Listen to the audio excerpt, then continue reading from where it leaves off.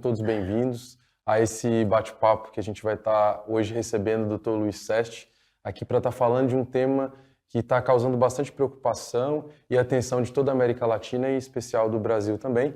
E a gente convidou o Dr. Luiz Sesti, que é médico veterinário responsável pelos serviços veterinários da Seva na América Latina, e é um profissional que já acumula uma experiência aí de mais de 16 anos trabalhando em países como o México, que é assolado pela influenza aviária já há muitos anos, então tem como trazer para a gente um panorama bastante interessante e rico sobre o assunto. Dr. Luiz Sesti, seja muito bem-vindo e muito obrigado mais uma vez. Obrigado.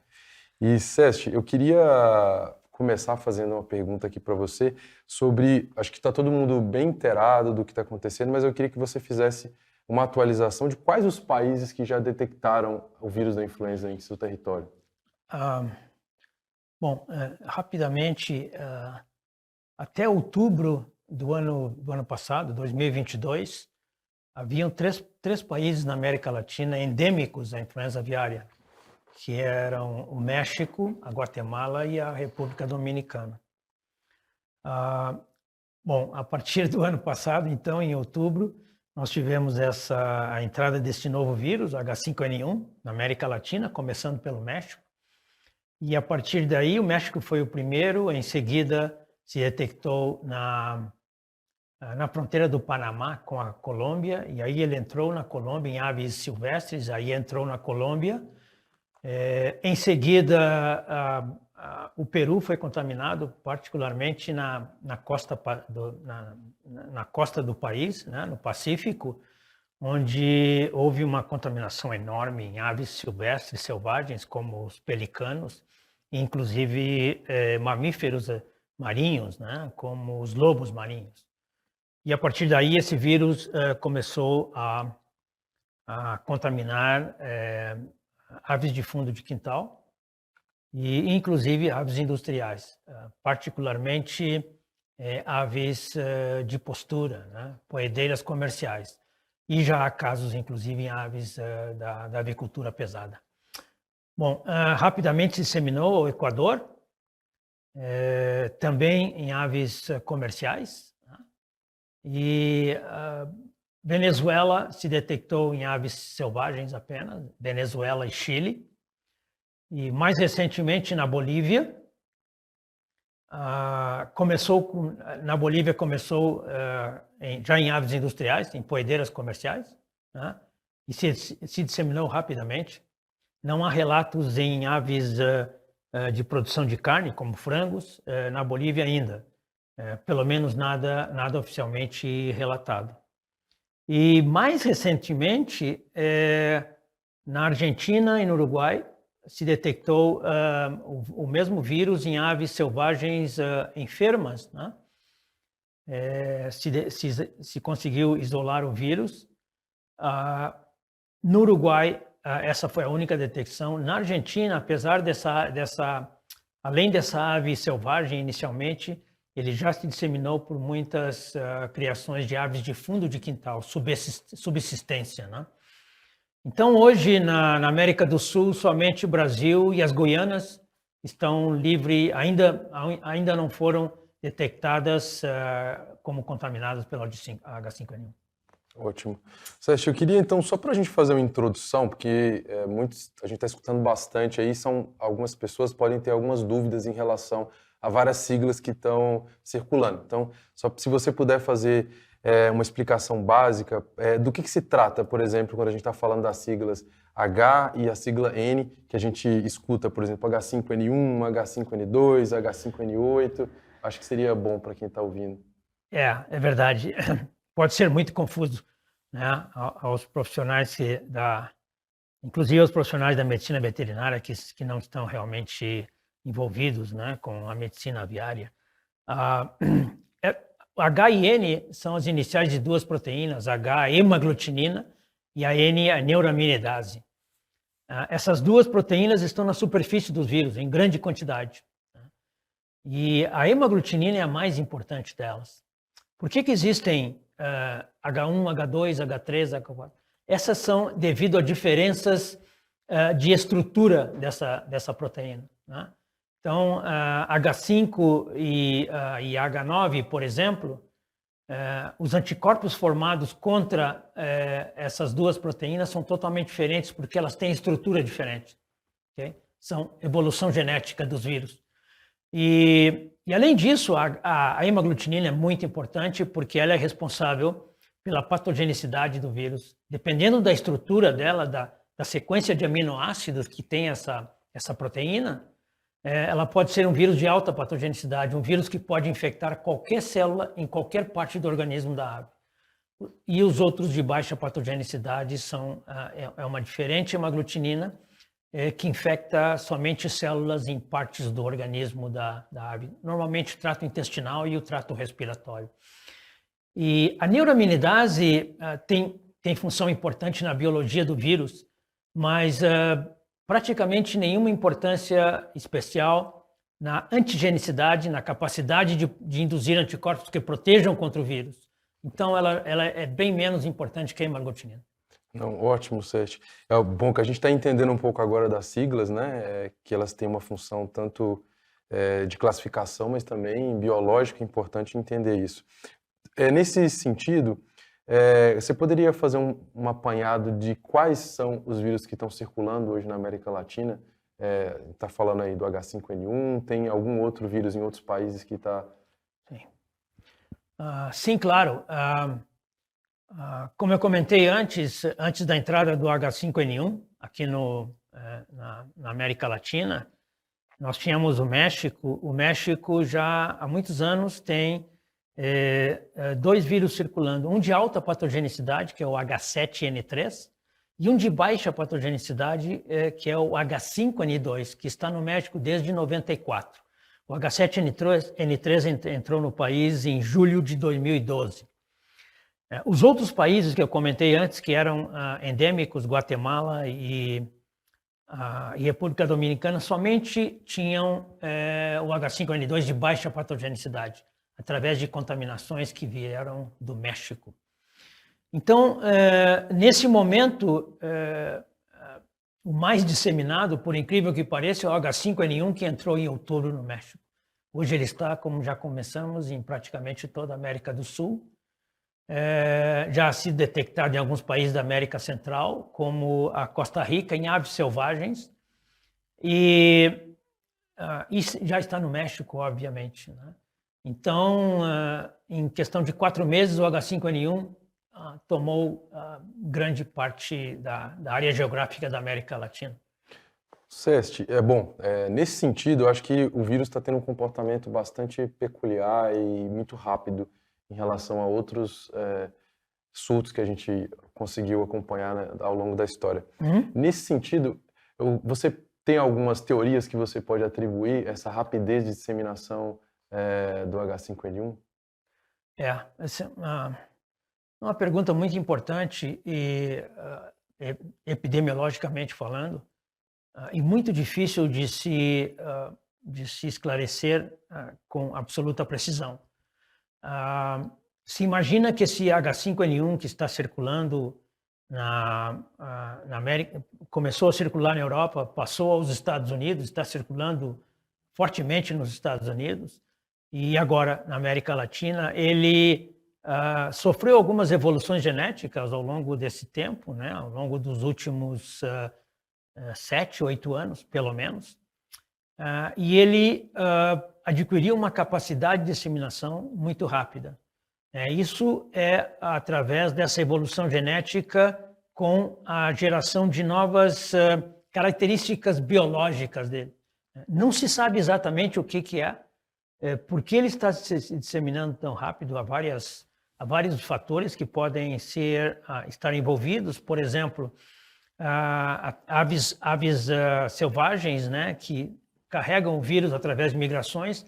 Ele talvez esteja muito mais adaptado às aves selvagens, de maneira que ele está convivendo com as aves muito tempo, sem realmente matá-las, né? Sem causar uma enfermidade clínica, e por isso podendo ser disseminados. Ao mesmo tempo que ele não causa enfermidade clínica, essas aves estão excretando o vírus. Ele se replica e elas excretam, e aí infectam aonde estejam, né? Áreas de descanso de aves.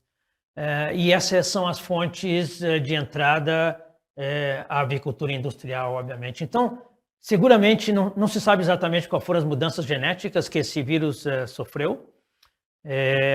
Basicamente é uma adaptação, né? Uma estratégia de sobrevivência do vírus, obviamente. Se adaptar mais rapidamente e melhor a algumas espécies e assim poder se disseminar a outras espécies e poder sobreviver mais tempo no meio ambiente. É uma adaptação de sobrevivência, digamos, né? A gente, inclusive, pode ver o exemplo do Covid. O vírus, quanto menos ele mata, ele consegue ter uma disseminação muito mais rápida, muito mais ampla, né? Exatamente. Então, é realmente uma estratégia de evolução.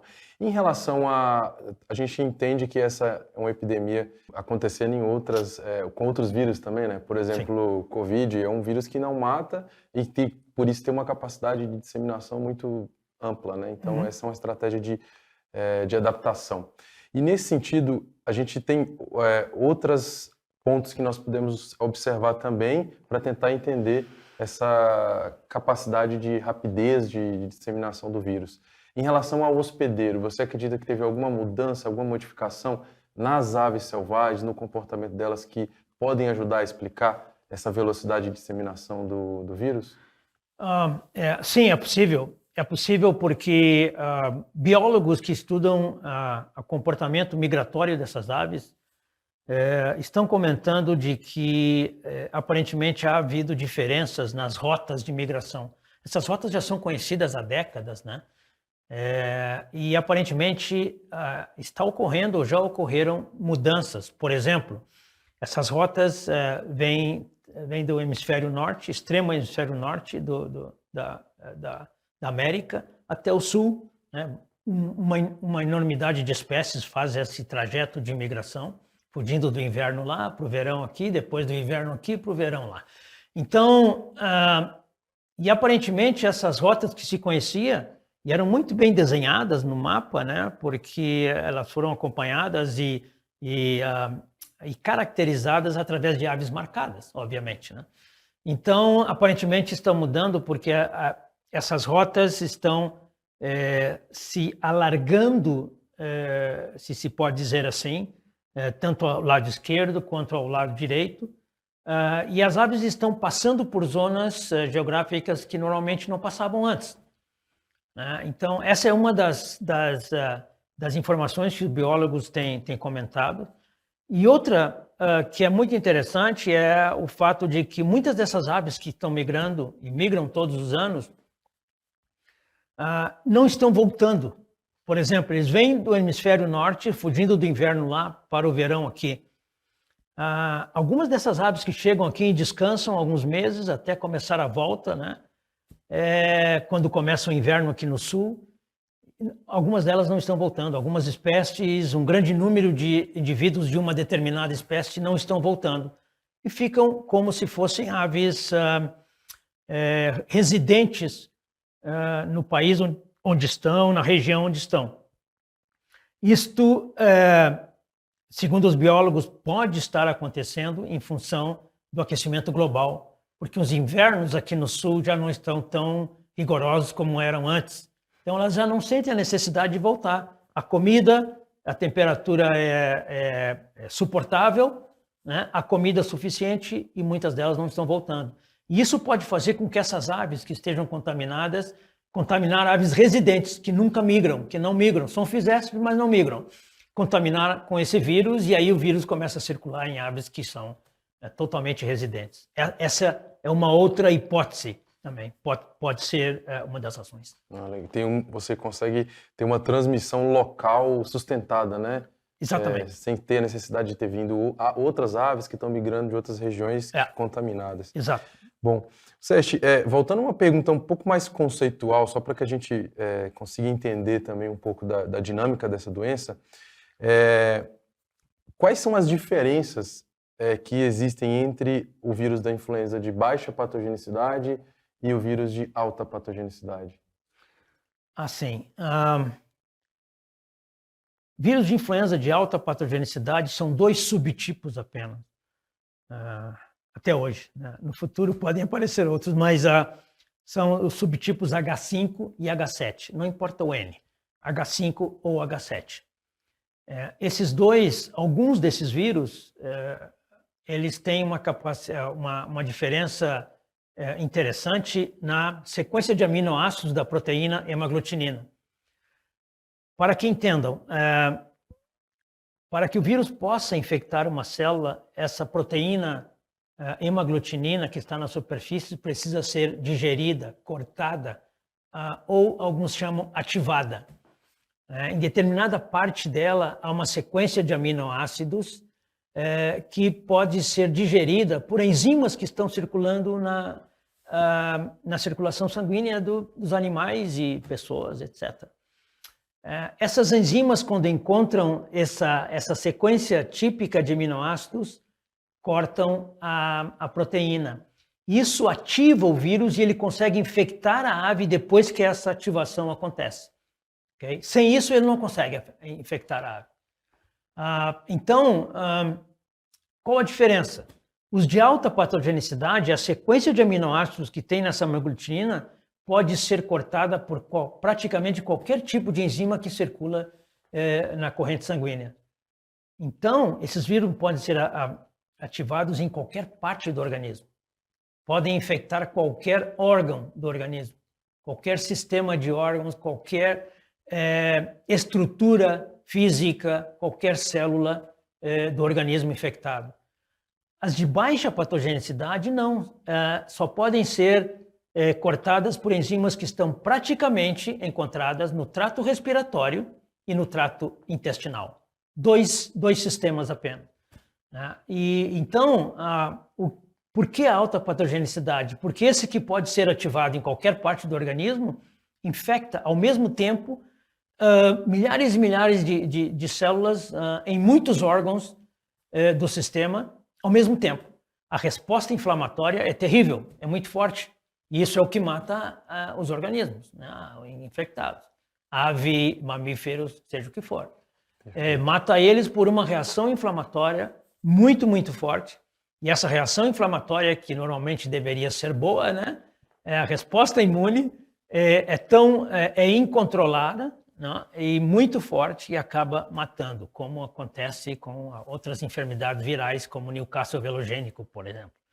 Já o outro não. Praticamente não causa enfermidade clínica. Não se vê ave enferma por vírus de baixa patogenicidade. Não, perfeito. É importante entender porque o próprio sistema imune acaba gerando uma reação tão exacerbada que acaba matando o animal, né? A gente vê isso em outras enfermidades. O pessoal chama isso de a tormenta de citocinas. É um termo técnico que para definir uma resposta inflamatória do sistema imune muito forte, não controlável. Perfeito. Sérgio, nesse sentido, quais são as diferenças entre os sinais? Ou melhor, formulando a pergunta, quais são os sinais que a gente pode encontrar em aves que são infectadas pelo vírus de influenza de alta patogenicidade e como é a manifestação clínica dos de baixa patogenicidade?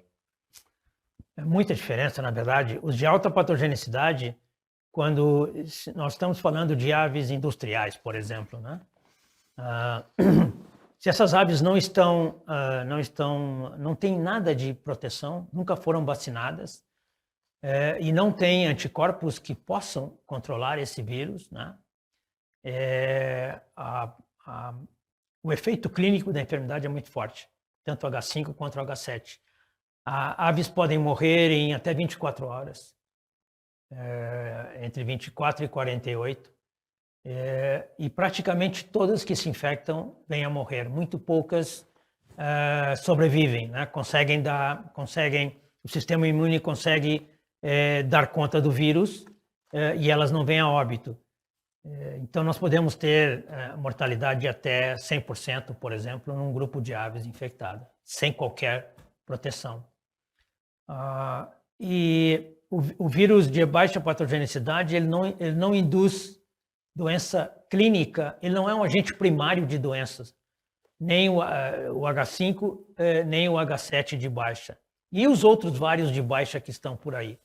Um muito conhecido no mundo é o H9N2, que está no Oriente Médio e Ásia.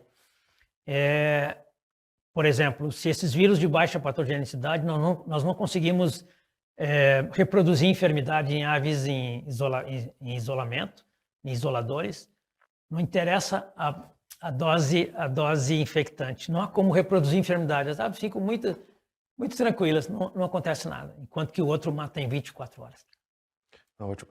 E em termos epidemiológicos e de mercado, uma infecção pelo vírus de alta patogenicidade e infecção pela detecção no território do vírus de alta patogenicidade e de um de baixa patogenicidade tem o mesmo efeito político de mercado ou são coisas distintas? Não, na verdade, os vírus de baixa patogenicidade não são de comunicação obrigatória, né? Eles estão em todo o mundo, né? E os Estados Unidos mesmo têm infecções por vírus de baixa patogenicidade desde décadas. E isso realmente não afeta o lado político do país, sob o ponto de vista de saúde animal. Porque não causam mortalidade, na verdade. No entanto, sim podem causar mortalidade, os vírus de baixa, não por si só, não são patógenos primários, mas sim em co-infecções com outras enfermidades aviárias, principalmente variantes do vírus da bronquite infecciosa. Outras também, como Newcastle, como laringotraqueite, quando se juntam, quando esses vírus de baixa patogenicidade se juntam com outros patógenos, é uma receita para desastre. Acontece muito no México, né? Por exemplo, vírus de baixa patogenicidade H5N2 e mais uma variante bronquite pode causar mortalidade até 20% em frangos de corte. Quando se controla a bronquite, desaparece a mortalidade. E o vírus de baixa continua ali da influenza aviária. Então, ele como co-infectante é extremamente importante. Extremamente importante porque muitas vezes as empresas não se dão conta do que está acontecendo. Desculpa. Então, esse é um ponto importante. Não, ótimo. Ô, Sérgio, voltando nesse aspecto, acho que é um ponto super importante fazer essa diferenciação, né, do vírus de alta e de baixa patogenicidade e os impactos políticos. Acho que ficou claro na sua fala. Sérgio, queria fazer uma pergunta para você. No caso da sua experiência, que você acompanha a América já há muito tempo, quais são as estratégias que são adotadas nos casos de surto de influenza? Quais os dois tipos diferentes aí? Basicamente, existem duas estratégias de controle da enfermidade, né? A primeira e a mais conhecida e mais comum em países negativos que se infectam pela primeira vez é a erradicação, né? Então, isso tudo é controlado pelos governos dos países, né? De cada país, as autoridades de saúde animal de cada país, e todos têm seu plano de, obviamente, diagnóstico, né? Confirmação da infecção e procedimentos de sacrifício das aves, controle, erradicação do foco. Rápidas palavras, a detecção, a suspeita no campo. Uma empresa comunica ao governo: eu estou com alguma sintomatologia clínica que pode ser influenza aviária, de alta patogenicidade, mortalidade, etc. O governo toma amostras, né, confirma a infecção, detecta o vírus, isola o vírus, e imediatamente deflagra um trabalho de erradicação.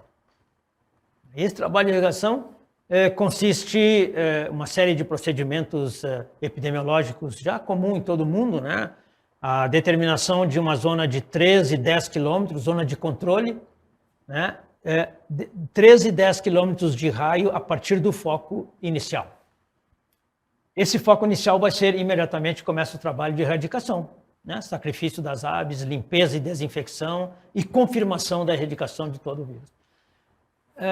Esse é o normal. E depois, se tudo foi bem, o vírus foi isolado, volta ao normal a empresa, o país também, etc. Como se nunca houvesse ocorrido o surto. Esse é o mais normal, né? Principalmente na América Latina, que não tinha a influenza disseminada, né? E E é o que os países têm tentado fazer, né? Na América do Sul, países como Equador, Peru, etc. Então, essa é a determinação nesse momento. A segunda opção seria não implantar procedimentos de erradicação, e sim conviver com a enfermidade e controlá-la através de vacinação. Fazer com que as aves tenham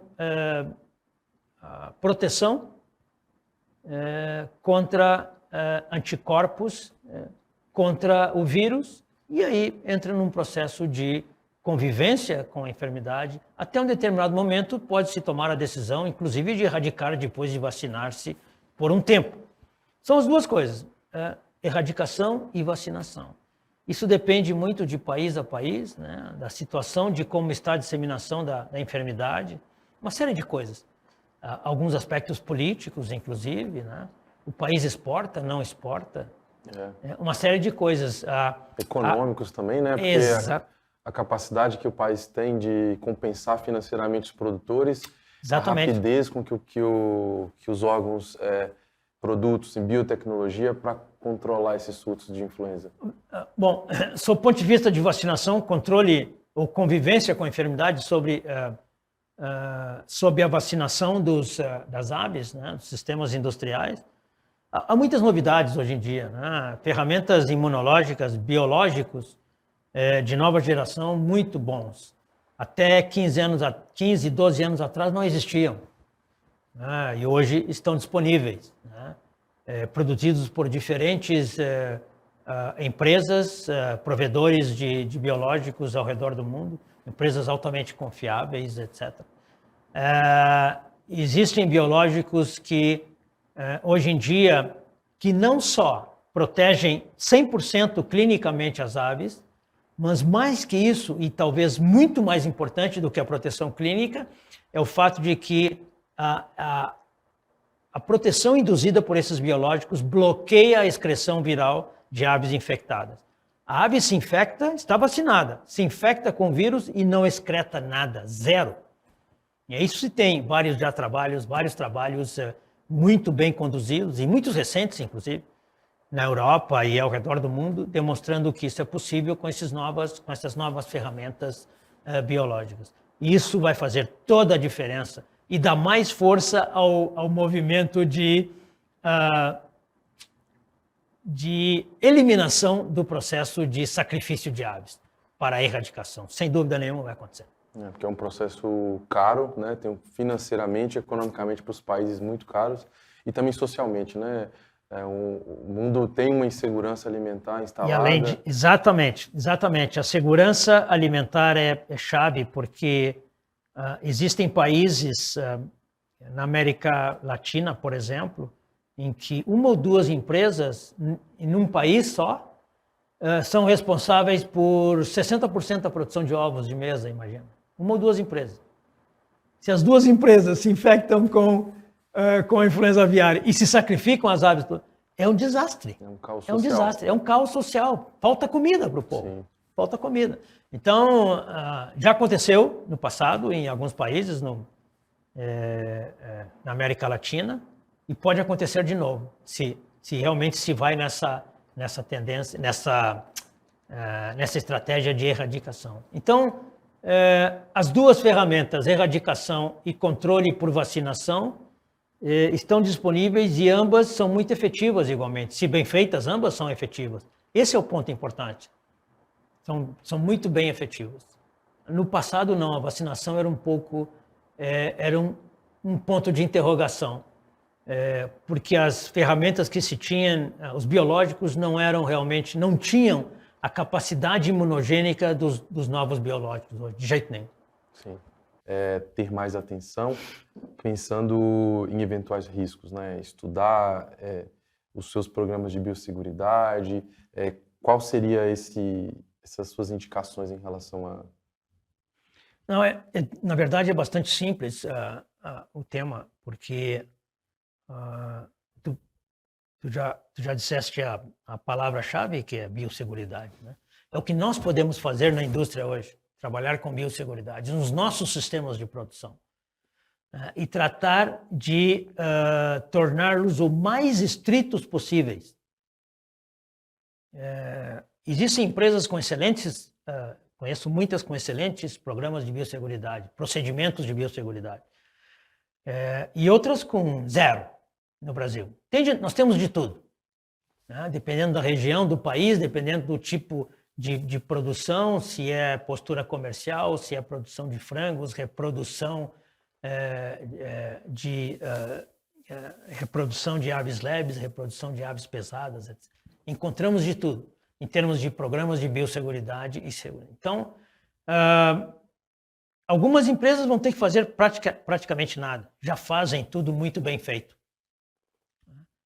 E quando nós falamos de programas de biosseguridade contra a influenza aviária, bom, em primeiro lugar, isso não existe, porque o programa de biosseguridade contra a influenza aviária é o mesmo que nós temos feito desde 1994, quando começou o Plano Nacional de Saúde Avícola, né?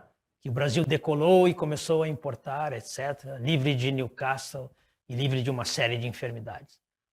Todos aqueles procedimentos de biosseguridade, hoje nós temos muito mais tecnologias, muito melhores do que 30 anos atrás, e são exatamente os mesmos. Não existe plano de biosseguridade contra a influenza aviária. Não existe. Isso é um erro que está sendo cometido por alguns colegas no país, né? Eu vejo anúncios de palestras, né, em que palestras para o controle da influenza aviária, programas de biosseguridade para o controle da influenza aviária. Eu acho que isso é um absurdo, porque está confundindo o pessoal de campo. O pessoal de campo vai achar que tem que fazer coisas muitíssimo diferentes em relação ao que já fazem para prevenir, fechar a porta à entrada do vírus da influenza aviária. Não é assim, é exatamente a mesma coisa que estão sendo fazendo. Exatamente a mesma coisa. E isso é muito importante que médicos veterinários que trabalham na avicultura, né, com a medicina aviária, entendam e não comecem a buscar coisas mágicas que não existem. É exatamente a mesma coisa que nós estamos fazendo. Controle de fluxo de pessoas, equipamentos, limpeza e desinfecção, visitas a sistemas de produção, etc, etc. Tudo isso que todos conhecem, conhecem. Importante que as empresas revisem o que estão fazendo. Sim. Vão encontrar um monte de coisas que podem ser melhoradas. Isso é normal porque com o passar do tempo está tudo bem e a coisa vai... Né? Muitas coisas que as empresas falam, isso não é necessário mais e tal. Não tenho nada contra, mas o ponto é que, com o tempo, quando estamos numa época tranquila, digamos assim, alguns procedimentos são deixados de lado. Muitas vezes por um tema de custo. O programa de biosseguridade é um custo que sai diretamente do lucro da empresa. Não gera nada. Ele é um seguro. Um seguro, né? Então, e nós o fazemos esperando nunca precisar, né? E não sabemos quando vamos precisar. Então, normalmente isso pode acontecer que empresas relaxem em relação a custos. É um fator muito importante de alguns procedimentos. Então, eu diria que hoje as empresas têm que dar muitíssima atenção a isso, até que se tenha uma ideia mais segura do que está acontecendo com essa H5N1 na América do Sul e se vai chegar ou se não vai chegar no Brasil. Ou se chegou ou se não chegou. Isso vai levar um tempo, vai levar muitos meses ainda. Então, durante esse tempo, as empresas realmente deveriam fazer isso e tratar de investir um pouco mais e melhorar o que já existe. Sim. E até uma questão, biosseguridade a gente pode entender como a parte conceitual e a parte operacional, né? Então, operacional, auditorias, treinamentos, isso tem que ser reforçado, tem que ser melhorado, como você colocou, porque a gente sabe que as empresas hoje têm bons programas de biosseguridade, isso está muito bem descrito, é só questão de reforçar e melhorar e de aprimorar, porque a gente está passando por um momento muito crítico. Né? Isso é interessante o que tu estás comentando, porque um ponto crítico que eu acho em relação a essas empresas, a todas as empresas do Brasil, sob o ponto de vista de biosseguridade, é educação. Educação de quem trabalha com sistemas de produção, com os trabalhadores das granjas, com os profissionais, engenheiros agrônomos, zootecnistas, médicos veterinários que trabalham com o sistema de produção. Educação continuada. Essas pessoas precisam ser educadas continuamente em biosseguridade.